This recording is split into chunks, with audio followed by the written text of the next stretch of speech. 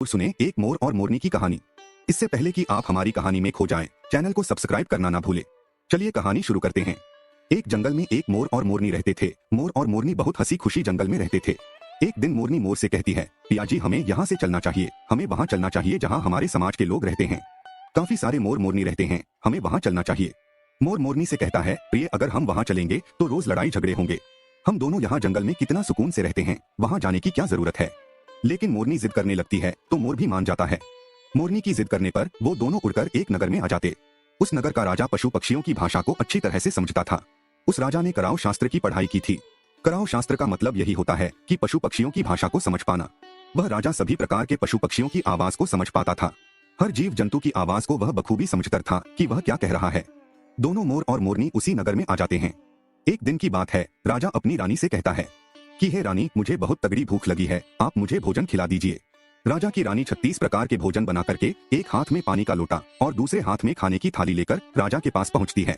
रानी जैसे ही भोजन का थाली राजा के सामने रखती है तो एक चावल का टुकड़ा नीचे गिर जाता है।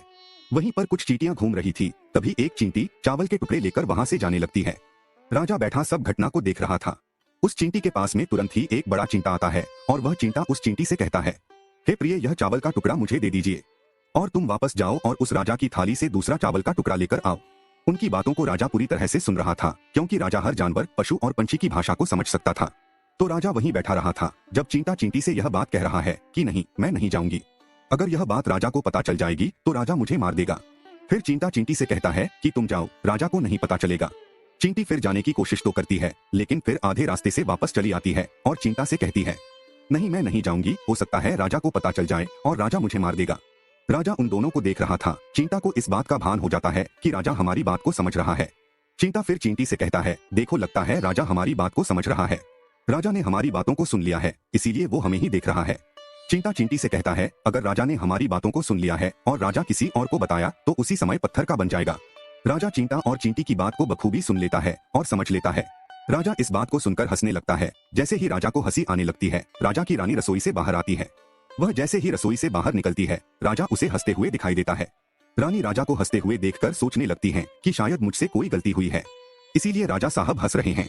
रानी राजा के पास आती है और कहती है, हे महाराज, क्या मुझसे कोई पाप हुआ है? क्या मुझसे कोई गलती हुई है कि आप इतनी जोर से हंस रहे हैं? राजा रानी से कहता है, नहीं, ऐसी कोई बात नहीं है, मुझे बस यूं ही हंसी आ गई। रानी जिद करने लगती है और कहती है, आपको मुझे बताना पड़ेगा कि आप क्यों हंस रहे थे। राजा बार बार मना करता है, क्योंकि राजा को पता था कि चींटी ने कहा है कि अगर मैं चींटी वाली बात किसी को बताऊंगा तो मैं पत्थर का बन जाऊंगा। इसीलिए राजा रानी को यह बात नहीं बताना चाहता था, लेकिन रानी बार बार जिद करती है और कहती है, आपको मुझे बताना ही पड़ेगा कि आप क्यों हंस रहे थे। अगर आप मुझसे सच्चा प्रेम करते हैं, अगर आप मुझे अपना समझते हैं, तो आपको यह बताना पड़ेगा कि आप क्यों हंस रहे थे। राजा अब धर्म संकट में पड़ गया है। राजा सोचता है, राजा फिर रानी से कहता है, हे रानी, मैं धीरे धीरे पत्थर का बनता जा रहा हूँ, तुम बाद में बहुत पछताओगी। रानी कहती है, हे राजा साहब, हे महाराज, थोड़ी सी बात बची है, आप उसे भी सुना दीजिए। राजा पूरी बात बता देता है और राजा पूरा पत्थर का बन जाता है। रानी की इस जिद के कारण राजा पूरा पत्थर का बन जाता है। रानी रोने लगती है और रानी उस पत्थर को हिलाने की कोशिश करती है, लेकिन भारी भरकम पत्थर कैसे हिल पाती, क्योंकि राजा बहुत ही भारी था। राजा पत्थर का बन जाता है और उधर रानी सर पटक कर रोती है, छाती पीटती है, विलाप करती है और किसी जीव जंतु से सहायता के लिए गुहार करती है। इन सब कहानी को मोर और मोरनी बखूबी देख रहे थे, अपनी आंखों से देख रहे थे। रानी के विलाप को देखकर मोर मोरनी को दया आ जाती है। मोरनी मोर से कहती है कि प्रिय, ये रानी बहुत दुखी हो रही है, हमें इसकी सहायता जरूर करनी चाहिए। यह इतना विलाप कर रही है, इसकी ज्यादा तो सहायता हम नहीं कर सकते, लेकिन कम से कम इसको धीरज तो दे ही सकते हैं, यानी उसको विश्वास तो हम दिला ही सकते हैं। यही सोचकर मोर और मोरनी उस रानी के पास जाते हैं और जाकर के रानी से कहते हैं कि रानी साहिबा, जो हुआ वो तो गलत हुआ, लेकिन आप जरा धीरज रखिए, अपने आप को थोड़ा संभालिए, आपके पीछे पूरा राज्य है। राजा तो पत्थर का हो चुका है, अब आपको आपके राज्य का कारोबार आपको ही संभालना है।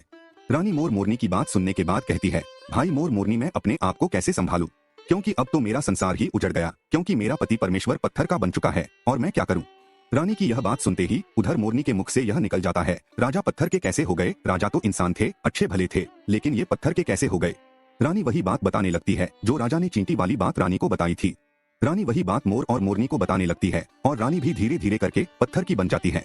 और जब रानी पत्थर की हो जाती है और राजा तो पत्थर का हो ही चुका था, जब दोनों पत्थर के हो जाते हैं, उधर मोर मोरनी को चिंता सताने लगती है। उधर मोर और मोरनी बहुत दुखी हो जाते हैं। मोर मोरनी को यह चिंता सताने लगती है कि यह विपत्ति हमारे ऊपर भी आ सकती है। क्योंकि राजा भी उसी चींटी वाली बात से पत्थर का हो चुका है और रानी भी उसी चींटी वाली बात से पत्थर की हो चुकी है। मोर मोरनी से कहता है, हम पर भी खतरा मंडरा रहा है, क्योंकि तुम स्त्रियों से कोई भी बात छिपती नहीं है।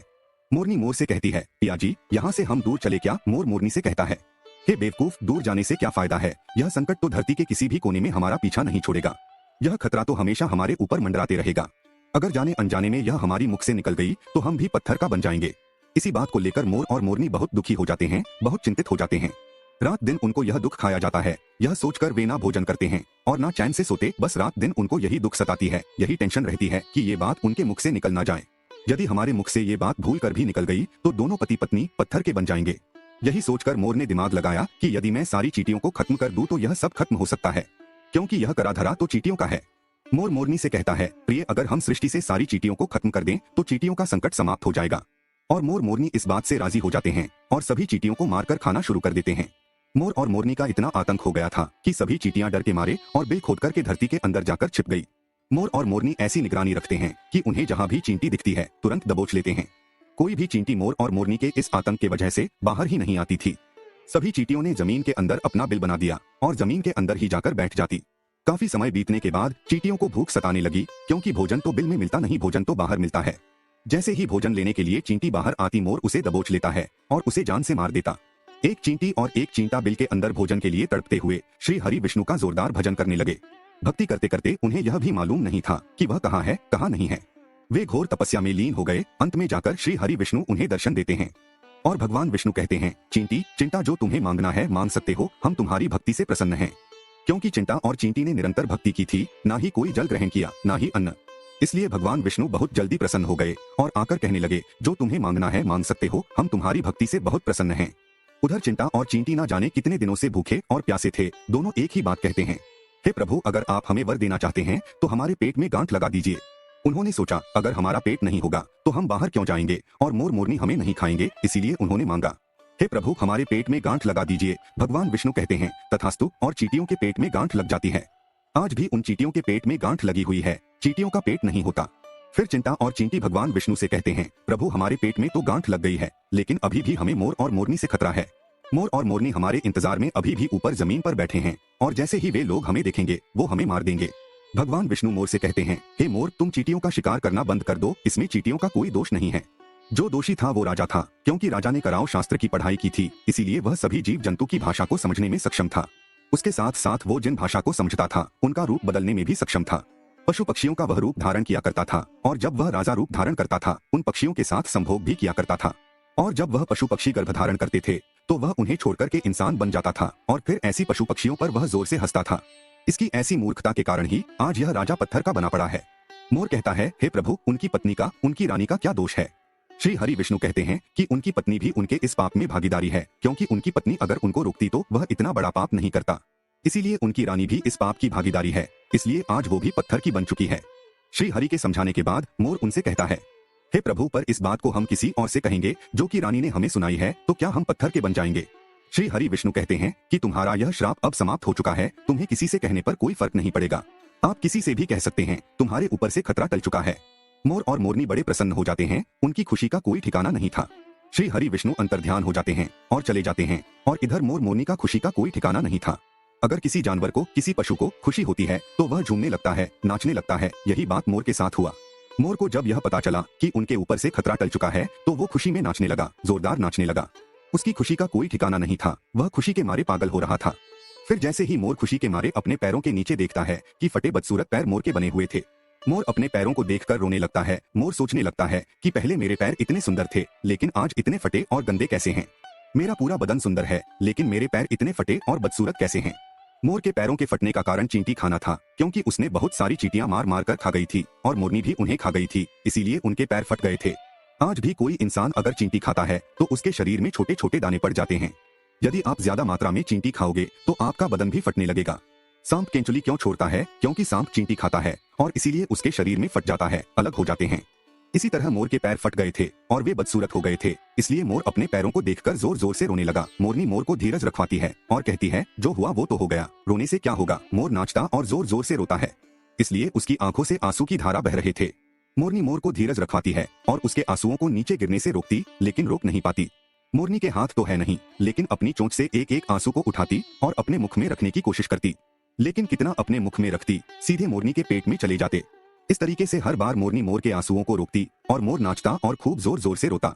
मोर के आंसुओं को देखकर और मोरनी के प्यार को देखकर भगवान श्री हरि फिर से दर्शन देते हैं और मोरनी को आशीर्वाद देते हैं और कहते हैं कि तुम्हारा प्रेम ऐसे ही सदा बने रहे। इस आशीर्वाद के वजह से अब इसे आशीर्वाद समझिए या श्राप, इसकी वजह से मोर कभी संभोग नहीं कर पाता, क्योंकि मोर जब नाचता है तो उसकी आंखों से आंसू गिरते हैं और उन आंसुओं को मोरनी चुपती है और उसी आंसुओं के कारण मोरनी गर्भवती हो जाती है।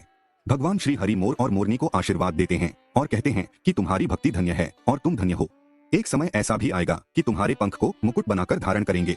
इसलिए कहते हैं श्री कृष्ण के रूप में श्री हरि धरती पर आते हैं तो वह मोर का पंख अपने मुकुट में धारण करते हैं।